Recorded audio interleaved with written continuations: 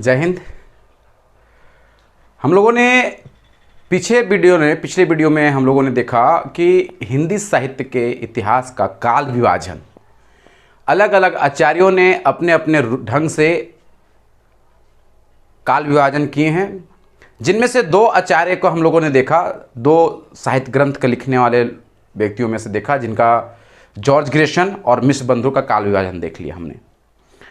आगे के वीडियो प्रारंभ करने से पहले मैं पुनः आप लोग से निवेदन करता हूं कि मेरे इस चैनल को लाइक करें, शेयर करें, कमेंट करें और सब्सक्राइब करें और बेल आइकन जरूर दबाएं ताकि मेरे द्वारा वीडियो बनाए गए आप तक पहुंच सके। नोटिफिकेशन के माध्यम से तुरंत आपको सूचित किया जाएगा कि मेरे नए वीडियो का फिर से अपलोड कर दिया गया है। तो इन चीज़ों को आप ध्यान देते हुए, मुझे पता है कि मेरे वीडियो को आप ज़रूर देख रहे हैं लेकिन सब्सक्राइब नहीं कर रहे हैं आप लोग। कृपया करके ज़्यादा से ज़्यादा सब्सक्राइब करें और बेल आइकन ज़रूर दबा लें और अपने मित्रों को, अपने जो इस परीक्षा के लिए तैयारी कर रहे हैं, ऐसे परीक्षाओं के लिए जो तैयारी कर रहे हैं, उनके लिए भी बहुत उपयोगी है। उन्हें भी आप साझा करें, शेयर करें ताकि उन्हें भी इस वीडियो के माध्यम से लाभ प्राप्त हो। ये जितने भी वीडियो आप लोग अभी देख रहे हैं हिंदी साहित्य के, ये सभी तरह के परीक्षाओं में काम आने वाले हैं, जैसे झारखंड पीजीटी, टीजीटी। मुख्य उद्देश्य तो जो है मेरा इस वीडियो का बनाने का और अपलोड करने का, ये झारखंड पीजीटी हिंदी के लिए और टीजीटी हिंदी के लिए बहुत ही उपयोगी है। साथ ही साथ एनटीए नेट अर्थात यूजीसी नेट के लिए भी बहुत उपयोगी है, क्योंकि इन्हीं सारे प्रश्नों को पूछा जाता है। या किसी भी प्रकार की परीक्षाओं में हिंदी साहित्य के इतिहास को पूछा ही जाता है। तो जो भी लोग हिंदी पेपर लेकर आप तैयारी कर रहे हैं, कृपया मेरे वीडियो को आप जरूर देखें और किसी भी प्रकार का यदि त्रुटि आपको नज़र आती है तो हमें कमेंट करके जरूर बताएं, मैं उसे सुधार करने का प्रयास करूंगा। तो चलिए आगे देखते हैं कि किन किन लोगों ने हिंदी साहित्य के इतिहास को किन रूपों में बांटा है, विभाजन किया है। तो जॉर्ज ग्रेशन और मिश्र बंधु के बाद काल विभाजन करने का कार्य आचार्य रामचंद्र शुक्ल करते हैं। कौन करते हैं? तो आचार्य रामचंद्र शुक्ल। आचार्य रामचंद्र शुक्ल। अब इनके अनुसार देखेंगे कि इनके अनुसार काल विभाजन क्या हुआ था। तो आचार्य रामचंद्र शुक्ल ने जितने भी काल विभाजन किए हैं उसमें उन्हें उदाहरण देते हुए भी किए हैं। बाकी लोग काल विभाजन न प्रवृत्ति को देखे हैं, न प्रवृत्ति को देखे हैं, न मनोवृत्ति को देखे हैं, न समय को देखे हैं। जैसे मन किया है वैसे किए हैं। अर्थात एक ही काल विभाजन के नियम, एक ही व्यक्ति काल विभाजन कर रहा है और कोई एक का नियम को शामिल ना करके अनेकों नियम को शामिल करके उन्होंने काल विभाजन किया है। लेकिन पहली बार यदि कोई उदाहरण स्वरूप और एक प्रवृत्ति या मनोवृत्ति को लेकर चलने वाला कार्य किया है तो आचार्य रामचंद्र शुक्ल किए। तो चलिए देखते हैं इनके द्वारा काल विभाजन किस प्रकार से है। तो आज इन्होंने पहला जो काल विभाजन किया है हिंदी साहित्य के इतिहास को, तो उन्होंने पहला नाम जो सबको सर्वमान्य से ये आदिकाल है, सर्वमान्य से आदिकाल है, लेकिन ये आदिकाल ना कह के इस आदिकाल को इन्होंने वीर गाथा काल कहा है। क्या कहा है? वीर गाथा काल। और समय सीमा की बात करें तो समय सीमा इसको 1050 से 1375 तक, 1050 से 1375 तक इन्होंने माना है। ठीक है, 1050 से 1375 तक। दूसरा है भक्ति काल, जो सर्वसम्मति से भक्ति काल भी माना जाता है। इस भक्ति काल को इन्होंने, जो बाकी लोगों ने इसे पूर्व मध्य काल कहा है, लेकिन आचार्य रामचंद्र शुक्ल ने इसे भक्ति काल कहा है। इसको पूर्व मध्यकाल भी कहा जाता है। अर्थात हम इस प्रकार से इसको देख लें, ये पहले लिख देते हैं पूर्व मध्यकाल, जो आदिकाल सर्वमान्य था, लेकिन पूर्व मध्यकाल को इन्होंने क्या कहा है, पूर्व मध्य काल को आचार्य रामचंद्र शुक्ल ने भक्ति काल कहा है।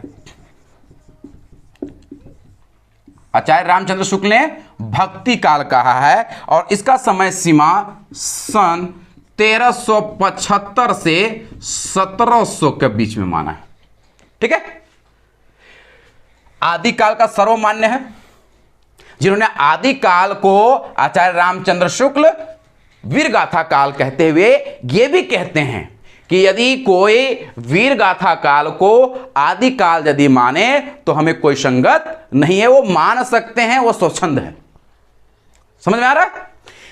और बाकी विद्वानों ने पूर्व मध्य काल माना है, लेकिन आचार्य रामचंद्र शुक्ल ने पूर्व मध्य काल को भक्ति काल कहा है। क्या कहा है? भक्ति काल कहा है। तीसरा नंबर इसका है, इन्होंने 4 भागों में विभाजित किया है। आचार्य रामचंद्र शुक्ल ने 4 भागों में विभाजित किया है। किसको? तो हिंदी साहित्य के इतिहास को। तो तीसरा भाग क्या है? तीसरा भाग है उत्तर मध्यकाल। उत्तर मध्यकाल। ये उत्तर मध्यकाल को आचार्य रामचंद्र शुक्ल ने रीति काल कहा है और इसका समय सीमा देते हुए कहते हैं कि इसका समय सीमा जो है 1700 से 1900 के बीच में। ठीक है, 1700 से 1900। अब देखिए, रीतिकाल को बहुत लोगों ने बहुत प्रकार का नाम दिया है। देखिए, सबसे ज्यादा मतभेद यदि कहीं है पूरे हिंदी साहित्य इतिहास लेखन में और इसका विभाजन में, नामकरण और विभाजन में, तो आदिकाल और रीतिकाल में सबसे ज्यादा मतभेद रहा है। ऐसे आधुनिक काल में भी मतभेद देखने को मिलता है, लेकिन इनमें कम है। समझ गए ना? तो आगे हम लोग बात करेंगे कि क्या मतभेद है, क्या नहीं है। और चौथा जो इन्होंने काल विभाजन नामकरण दिया है, आधुनिक काल को आधुनिक काल को इन्होंने गद्य काल कहा है। आधुनिक काल को आचार्य रामचंद्र शुक्ल क्या कहें? गद्य काल कहें। और इसका समय माने हैं 1900 से अब तक। ठीक है, 1900 से अब तक। अब इसको समझिएगा कि आदिकाल को सर्वसम्मानित माना गया है, मतलब सबको माने हैं। पूर्व मध्य काल भी लगभग सबको माने हैं, उत्तर मध्य काल भी लगभग सब माने हैं और आधुनिक काल भी लगभग सब माने हैं। लेकिन आचार्य रामचंद्र शुक्ल ने आदिकाल को वीरगाथा काल माना, पूर्व मध्य काल को भक्ति काल कहे हैं, उत्तर मध्य काल को रीति काल कहे हैं और आधुनिक काल को गद्य काल कहे। यहां तक समझ में आ गया? और इसका समय सीमा भी आप लोगों ने देख लिया। चलिए आगे बढ़ते हैं। उसके बाद आते हैं डॉक्टर रामकुमार वर्मा के अनुसार चलते हैं। यहां तक आप लोग नोट कर लेंगे, है ना? आगे है, और आज के वीडियो में ये पहला वीडियो हम लोगों ने बना चुका है और आप लोग को पहला वीडियो आप लोग देख सकते हैं हिंदी काल विभाजन में। ये दूसरा वीडियो है और इस वीडियो में मैं प्रयास करूंगा कि पूरा जितना भी काल विभाजन किए हैं सभी इसमें शामिल हो जाएं इस वीडियो में, है ना, ताकि ज़्यादा लंबा ना करें। दूसरा है डॉक्टर रामकुमार वर्मा। डॉक्टर रामकुमार वर्मा। अब इनके अनुसार देखिएगा काल विभाजन क्या है। ये जो काल विभाजन किए हैं, इन्होंने भी अपने काल विभाजन में, अपने ग्रंथ के काल विभाजन में इन्होंने 5 रूप से काल विभाजन किया है। कितने प्रकार से? 5 प्रकार से। तो पहले समय को, जो आदिकाल के समय को, आपने देखा कि जॉर्ज ग्रियर्सन ने आदिकाल को चारण काल कहा, है ना? आदिकाल को चारण काल कहा। मिश्र बंधु ने आरंभिक काल कहा। आचार्य रामचंद्र शुक्ल ने क्या कहा? तो वीरगाथा काल कहा। और रामकुमार वर्मा क्या कहते हैं? पहले आदिकाल को तो संधि काल कहा है। और इसका समय सीमा सन 750 से 1000 माना है, विक्रम तक माना है। 1000 विक्रम तक माना है। ठीक है, कितना से? 750 से, माफ कीजिएगा, 1000 तक माना है ना? दूसरा है चारण काल।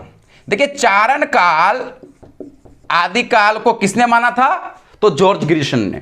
और इन्होंने आदिकाल के समय संधि काल कह दिया और चारण काल भी कहे। रामकुमार वर्मा संधि काल भी कहे हैं आदिकाल को और चारण काल भी कहे। लेकिन इसको दो भाग में बांट दें, एक का समय 1050 और इसी संधि काल को जब आचार्य रामचंद्र शुक्ल के अनुसार देखिएगा तो आचार्य रामचंद्र शुक्ल जो है इसे अभ्रंश के रूप में माना है, इसे पूर्व पीठिका के रूप में माना है, रखा है। मतलब ये हिंदी साहित्य के इतिहास से पूर्व पीठिका के रूप में रखा है। ठीक है। तो दूसरा है चारण काल। इसका समय सीमा संवत 1000 से 1375। अब देखिएगा कि लगभग सब ने फिर यहीं से आके प्रारंभ किया है। देखिए चारण काल मतलब आदिकाल, और आदिकाल का समय सीमा 1050 से आचार्य रामचंद्र शुक्ल मानते हैं और रामकुमार वर्मा 1000 से मानते हैं। 50 का फर्क है, लेकिन अंतिम छोर जो जाता है 1375 दोनों का जाता है। ध्यान से रखिएगा इस चीज को। तीसरा है भक्ति काल। यह भक्ति काल जो है, भक्ति काल का समय 1375 से कितना तक? तो 1700 तक। आप भक्ति काल का समय आचार्य रामचंद्र शुक्ल के अनुसार भी देखिएगा सेम रखा गया है ना। और चौथा आता है रीतिकाल। रीतिकाल, और इसका समय रीतिकाल का समय सेम है, संवत 1700 से 1900 तक। ठीक है। और पांचवा क्या है? आधुनिक काल। आधुनिक काल, इसका वही संवत 1900 से अब तक। अब एक चीज गौर कीजिएगा आप लोग, ठीक है, यहां तक समझने के लिए। आचार्य रामचंद्र शुक्ल या रामकुमार वर्मा, दोनों में क्या अंतर है? तो दोनों में यही अंतर है कि इन्होंने एक और बढ़ाते हुए कहा कि मैं जो अभ्रंश काल जो है उसको मैं अभ्रंश नहीं मानकर संधि काल मानेंगे, और संधि काल का समय ये रखा गया। ठीक है, जो समय आप देख रहे हैं 750 से 1000। बाकी चार सेम वही माने हैं जो आचार्य रामचंद्र शुक्ल माने हैं, बस नामकरण क्या है कि आदि काल का नाम यहां चारण काल पड़ा है और रामचंद्र शुक्ल आदि काल को वीरगाथा काल कहें। बाकी का बाकी जितना है सब वही है, कोई अंतर नहीं है। तो जितना मतभेद है सबसे ज्यादा आदि काल में और आपका रीति काल में देखने को मिलता है। चलिए, रामकुमार वर्मा तो हम लोग देख लिए, आगे चलिए गणपति चंद्र गुप्त के द्वारा देखते हैं। तो गणपति चंद्र गुप्त जो है किस प्रकार से अपने साहित्य ग्रंथ का काल विभाजन किए हैं उसकी ओर बढ़ते हैं। गणपति चंद्र गुप्त ने भी 4 ही काल विभाजन किए हैं, और वो 4 काल विभाजन किस प्रकार से देखिएगा। डॉक्टर गणपति चंद्र गुप्त, इनके अनुसार काल विभाजन देखते हैं, है ना। इन्होंने किस प्रकार से काल विभाजन किया है। तो पहला का इन्होंने आदिकाल माना, आदिकाल, और इसका समय सीमा कितना रखे हैं? सन 1184 से 1350। ठीक है, 1184 से 1350 तक पहला आदिकाल को। दूसरा इन्होंने पूर्व मध्यकाल माना है, पूर्व मध्यकाल, नामकरण क्या रखे हैं? पूर्व मध्यकाल, और इसका समय सीमा 1350 से 1600, 1350 से 1600 तक माना। ठीक है। तीसरा नाम उत्तर मध्यकाल, उत्तर मध्य काल, इसका समय सीमा 1600 से 1857 तक, सन 1600 से 1857 तक। ठीक है, समझ में आ रहा है यहां तक। और चौथा है आधुनिक काल।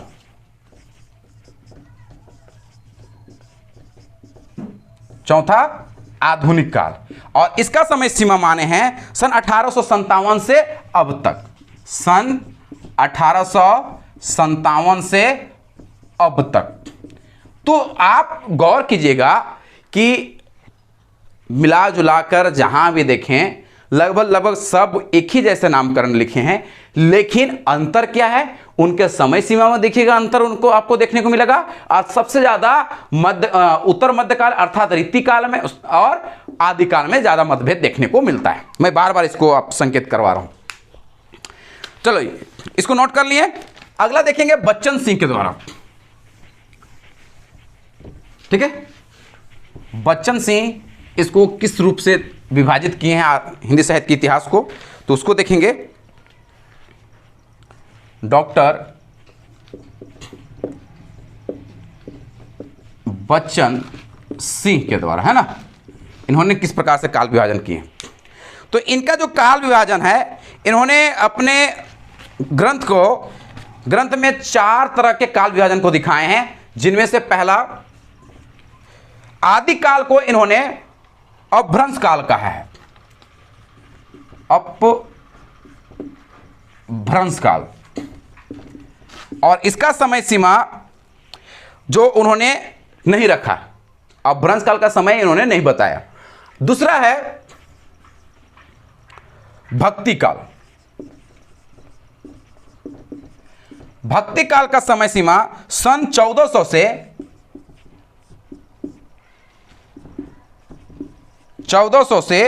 1650 तक माने। ठीक है, भक्ति काल का सीमा कितना माने हैं, 1400 से 1650 तक। और तीसरा है रीतिकाल।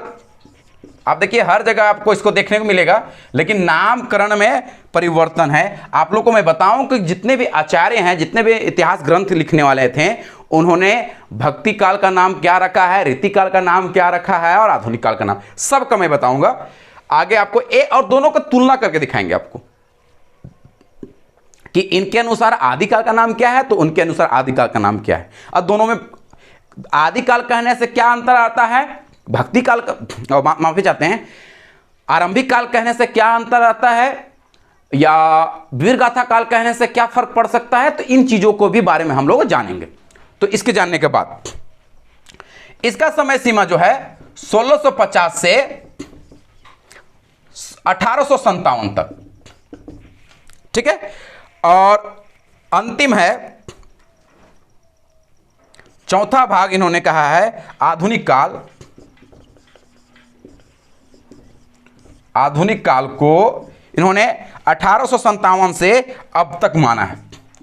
सन 1857 से अब तक। तो आपने बच्चन सिंह के काल विभाजन को भी आप लोगों ने देख लिया कि बच्चन सिंह कितने भागों में विभाजित किए हैं काल हिंदी साहित्य के इतिहास को। और अंतिम रूप से हम लोग देखेंगे ऐसे राम कुमार वर्मा की हम लोगों ने साहित्य ग्रंथ का जो इन्होंने अपना काल विभाजन दिखाया वो तो देखी है, लेकिन आचार्य रामचंद्र शुक्ल के जो हिंदी साहित्य के इतिहास जो ग्रंथ है उसका जब ये संपादन कर रहे थे राम कुमार वर्मा, तब सॉरी माफी चाहते हैं नगेंद्र, डॉक्टर नगेंद्र, जब वो संपादन के रूप में थे, संपादक कर रहे थे, तो उन्होंने इसका काल विभाजन में अंतर रखा है। तो क्या है अंतर, उसको देखिएगा। डॉक्टर नगेंद्र के अनुसार, संपादक है ना, संपादक डॉक्टर नगेंद्र,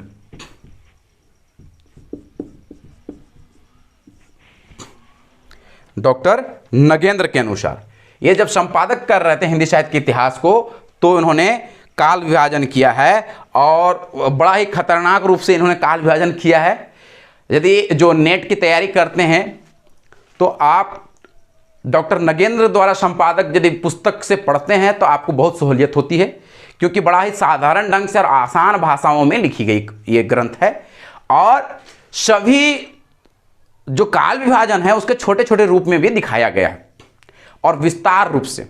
तो आप लोग यदि नेट का या किसी प्रकार के जो परीक्षाओं में शामिल होना चाहते हैं हिंदी का, तो सबसे बेहतर जो अभी तक ग्रंथ है हिंदी साहित्य का ग्रंथ, तो वो डॉक्टर नगेंद्र दरबार संपादक जो है हिंदी साहित्य के इतिहास को आप ले लेंगे। तो इसका काल विभाजन देखिएगा, इन्होंने काल विभाजन 4 जरूर किए हैं, लेकिन इन 4 का अलग अलग और रूप देखने को मिलता है। तो पहला जो है देखिएगा आदिकाल। देखिए इसमें थोड़ा सा लंबा जाएगा। अब आदिकाल को ये जो है डॉक्टर नगेंद्र 7वीं सदी के मध्य से मानते हैं और 14वीं सदी तक, है ना, कहां से मानते हैं आदिकाल को? 7वीं सदी से शताब्दी से 14वीं शताब्दी तक। इसको देखते जाइए छोटा रूप में, 14वीं शताब्दी के मध्य तक देखिएगा, ठीक है। दूसरा है भक्ति काल। और भक्ति काल को 14वीं शताब्दी से 17वीं शताब्दी के मध्य तक, 14वीं शताब्दी से कितना 17वीं सदी के मध्य तक। तीसरा रीतिकाल। रीतिकाल को इन्होंने 17वीं शताब्दी से के मध्य से 19वीं सदी तक, 17वीं सदी से 19वीं सदी के मध्य तक, ठीक है, यहां तक क्लियर है। और चौथा है आधुनिक काल। इसका बहुत विस्तार किए हैं ये, आधुनिक काल को ही इन्होंने विस्तार रूप से दिखाया है। और सबसे ज्यादा प्रश्न यदि किसी से आते हैं तो वो आधुनिक काल से ही आपको प्रश्न पूछे जाते हैं, है ना।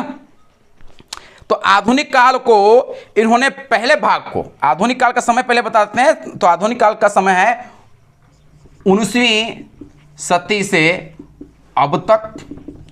अब ये तो बराबर ये 4 भाग में सबको लगभग बांटे हैं, लेकिन इन्होंने किस प्रकार से आधुनिक काल की स्थिति को दिखाया है। तो पहले समय जो है वो पहला समय इन्होंने पुनर्जागरण काल कहा है। इसका आधुनिक काल का पहला को पुनर्जागरण काल कहा है।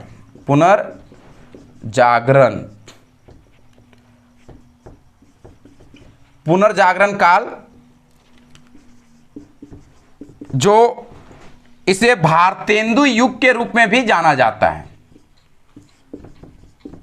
भारतेंदु युग के रूप में भी, जो भारतेंदु युग जो है वो 1857 से 1900 के समय माना जाता है ना। भारतेंदु युग यदि आपसे कोई पूछेगा, आगे आप लोग कुछ बताएंगे जब आगे की क्लास में, आप आगे की वीडियो में आप लोग देखेंगे कि भारतेंदु युग आखिर भारतेंदु क्यों पड़ा। तो भारतेंदु कौन है पहले उनके बारे में जानेंगे, और भारतेंदु युग क्यों पड़ा इसके बारे में भी जानेंगे, है ना। दूसरा है जागरण सुधार काल।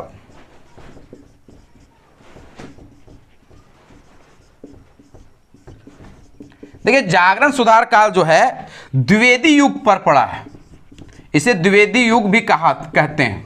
अब ये द्विवेदी युग क्यों पड़ा, तो द्विवेदी युग कौन है और किनके नाम पर पड़ा है, इसकी भी बातें आगे बताएंगे। इसका समय 1900 से,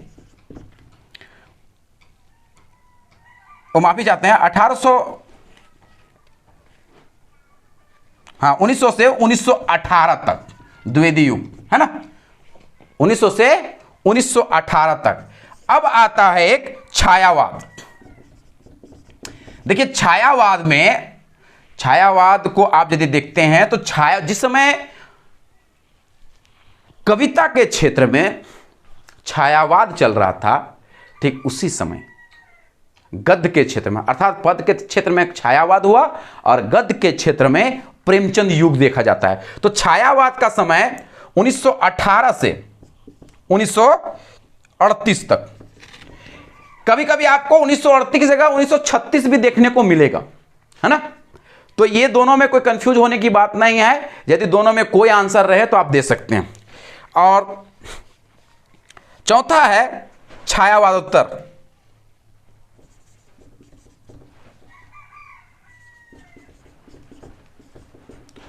छायावादोत्तर काल को इसका समय सीमा इन्होंने नहीं दिया है। आगे देखिए, यहां पर जगह नहीं है, थोड़ा सा मैं ऊपर में रफ कर देता हूं, फिर आप लोग इसको भी नोट डाउन कर लीजिएगा। उसके बाद छायावादोत्तर काल को दो भागों में बांटा है, इसका दो रूप बनाए हैं इन्होंने। अब यहां भी हम लोग देख सकते हैं, करके देख सकते हैं, यदि आप लोग को दिखाई देता होगा तो। एक है प्रगति प्रयोग काल, प्रगति प्रयोग काल, जिसका समय ये 1938 से 1953 माने, ठीक है।